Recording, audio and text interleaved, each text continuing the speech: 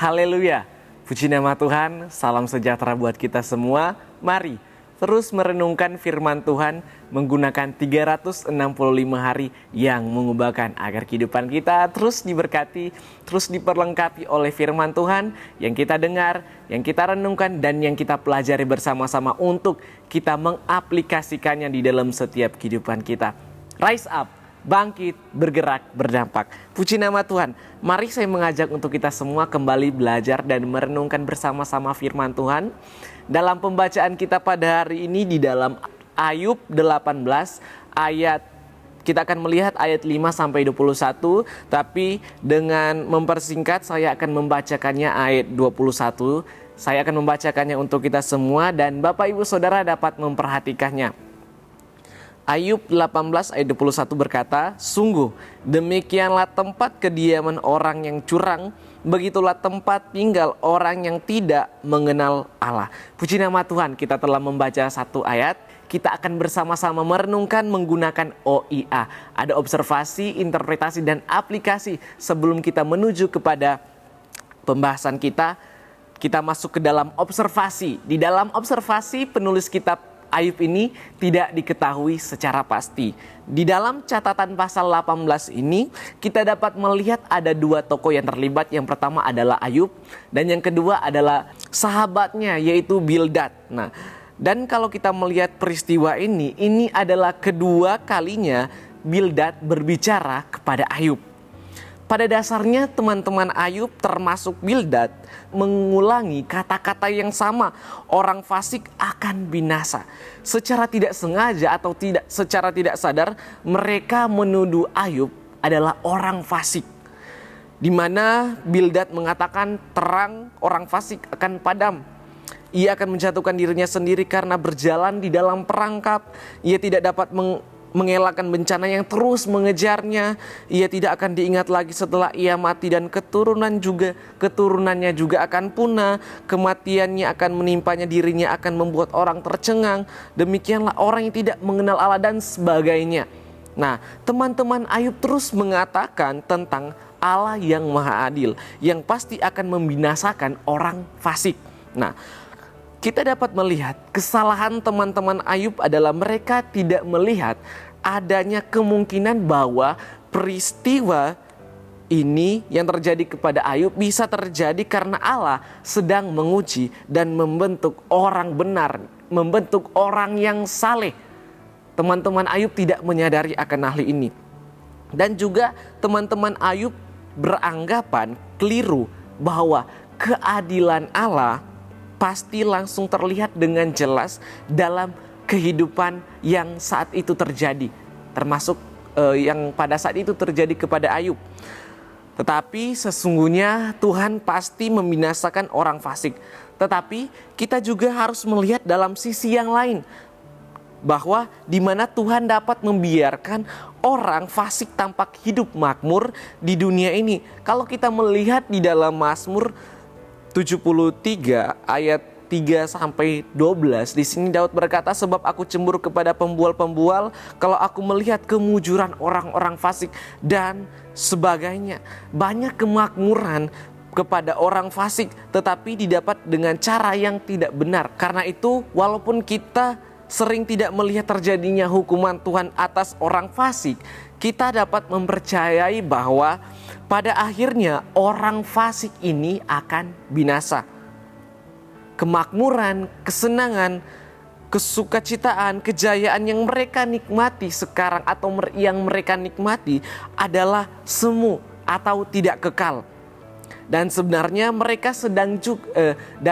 mereka sedang menuju kepada kebinasaan tanpa mereka menyadarinya. Nah, kita dapat belajar bersama-sama Bapak Ibu Saudara di dalam interpretasi orang fasik dalam Alkitab, yaitu mereka orang yang berdosa, yang tidak mengakui dosanya juga, tahu keberadaan Tuhan tetapi tidak mematuhi peraturan-peraturan yang Tuhan telah buat.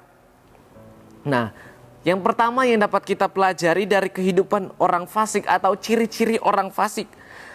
Ciri-ciri orang fasik dalam berperilaku, mereka tentunya melakukan kejahatan, suka berbohong, suka menghina orang yang lebih rendah daripada mereka, dan juga membujuk orang lain supaya dapat berbuat dosa. Dalam sikap mereka jauh daripada Tuhan, memegahkan diri, mereka itu serakah dan membenarkan diri walaupun salah. Dalam keyakinan orang fasik, tentunya mereka tidak percaya kepada Tuhan dan menganggap beribadah kepada Tuhan adalah suatu hal yang sia-sia. Juga hubungan dengan Tuhan, orang fasik hubungan dengan Tuhan yaitu mereka memberontak, mereka menentang Tuhan dan tidak tinggal dalam firman Tuhan. Dalam hubungan dengan sesama, membujuk orang lain tentunya berbuat dosa, suka melakukan kejahatan terhadap yang lain. Nah, kehidupan mereka seperti tidak ada masalah, tidak ada beban, sepertinya senang terus, sukacita dan hidup berkelimpahan. Dari cara hidup mereka tentunya akan mendapat balasan yang atas cara hidup mereka yang tidak baik.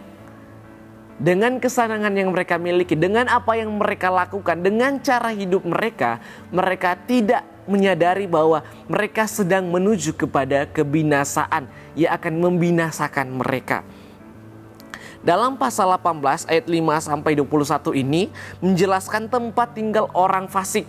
Apa yang akan mereka alami? Dikatakan terang mereka akan padam, nyala api mereka tidak tetap, dan seterusnya.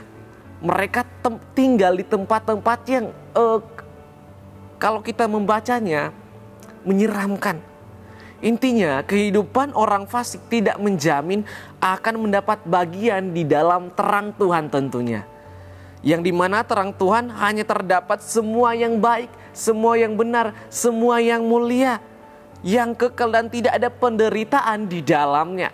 Walaupun kita sebagai orang percaya tinggal di muka bumi ini, banyak masalah, penderitaan yang kita alami, percayalah Tuhan sedang memurnikan kita supaya kita layak menerima kemuliaan daripada Tuhan. Sebaliknya, orang-orang fasik yang menikmati kehidupan mereka dengan cara yang tidak baik, melakukan hal-hal yang tidak baik, yang berbuat dosa di hadapan Tuhan, mereka sedang menuju kepada kebinasaan. Lalu yang kedua yang dapat kita pelajari tentang pendapat Bildad adalah pendapat yang juga dimiliki oleh orang banyak. Maksudnya berbeda dengan anak-anak Tuhan yang percaya tidak semua penderitaan yang dialami karena dosa. Terkadang penderitaan Tuhan izinkan untuk anak-anak Tuhan, orang percaya alami supaya semakin, perhatikan, semakin sungguh-sungguh lagi mencari Tuhan dan berseru kepada Tuhan. Tuhan ingin kita berseru kepadanya. Tuhan ingin kita mencarinya. Tuhan ingin kita mempunyai hubungan yang erat dengan Tuhan. Karena itu kerinduan Tuhan. Ayub menderita bukan karena dosa, tetapi Tuhan mempersiapkannya untuk mendapat berkat 2 kali lipat dari Tuhan. Nah, yang dapat kita pelajari yang kedua adalah kita harus mengoreksi diri kita bila sedang dalam masalah ataupun penderitaan yang kita alami. Apakah kita sudah mulai menjadi orang fasik? Kalau iya berarti kita harus minta ampun dan berbalik kepada Tuhan, berusaha taat melakukan kebenaran firman Tuhan. Kalau kita tidak melakukan kesalahan apapun kepada Tuhan, berarti kita harus tetap bertahan dan setia karena Tuhan sedang mempersiapkan kita untuk menerima berkat 2 kali lipat. Bahkan bukan hanya 2 kali lipat, Tuhan bisa membuat berkali-kali lipat atas apa yang kita miliki. Oleh sebab itu kita harus mengoreksi diri kita. Kalau memang kita mulai berjalan seperti orang fasik, kita harus berbalik kepada Tuhan. Belajar terus melakukan firman Tuhan dan taat kepada Tuhan sampai Tuhan datang yang kedua kalinya. Dan kalau memang kita tidak melakukan kesalahan apapun dalam setiap masalah penderitaan yang kita alami, kita belajar bahwa kita harus tetap setia, kita harus tetap bertahan di dalam Tuhan supaya kita akan menerima apa yang akan Tuhan berikan dalam kehidupan kita. Bukan hanya 2 kali lipat, tetapi berkali-kali lipat Tuhan bisa gandakan berkat itu dalam setiap kehidupan kita. Nah, Bapak Ibu Saudara, menjadi aplikasi bagi kita. Dan sebelum kita masuk ke dalam aplikasi, pertanyaannya apakah kita mau menjadi orang fasik? Tentunya kita sebagai orang-orang percaya, anak-anak Tuhan sepakat tidak. menjadi orang fasik? Jawabannya tentunya tidak. Karena orang fasik itu menuju kepada kebinasaan. Sedangkan kita orang percaya menginginkan atau kerinduan kita bersama-sama Tuhan di sorga. Menjadi orang fasik bukan menjadi solusinya. Tetapi ketika kita menjadi orang saleh, ketika kita terus belajar mengoreksi kehidupan kita supaya makin baik lagi di hadapan Tuhan, maka kita akan menjadi semakin baik dan berkenan di hadapannya. Nah, oleh sebab itu dalam masalah yang kita hadapi, penderitaan yang kita alami atau apapun yang kita alami, kita belajar yang pertama tentunya mengoreksi diri kita. Apa yang telah kita lakukan, apa yang menjadi tindakan kita.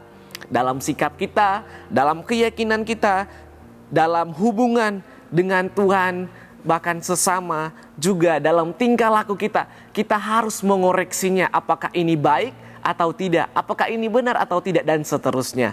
Lalu aplikasi yang kedua yaitu mengubah cara hidup yang tidak baik tentunya menjadi baik, menjadi benar seturut dengan kebenaran firman Tuhan. Tentunya dasarnya adalah firman Tuhan ini. Dan yang ketiga, terus Bapak Ibu Saudara, belajar taat dan setia kepada Tuhan apapun yang terjadi. Karena kita tahu bahwa dalam masalah, dalam penderitaan, Tuhan sedang mempersiapkan kita untuk menerima berkat-berkat yang melimpah daripada Tuhan. Bukan hanya berkat materi, tetapi berkat-berkat yang lainnya Tuhan akan limpahkan dalam setiap kehidupan kita yang terus setia dan taat kepadanya. Bapak Ibu Saudara, kiranya kita tidak tergoda dengan cara hidup seperti orang fasik. Karena kita percaya bahwa apa yang mereka alami, apa yang mereka punya hanyalah sementara. Dan pada akhirnya mereka akan dibinasakan karena cara hidup mereka yang sia-sia atau tidak baik. Oleh sebab itu jangan iri kepada orang fasik, melainkan bersyukur dengan apa yang kita punyai sekarang ini.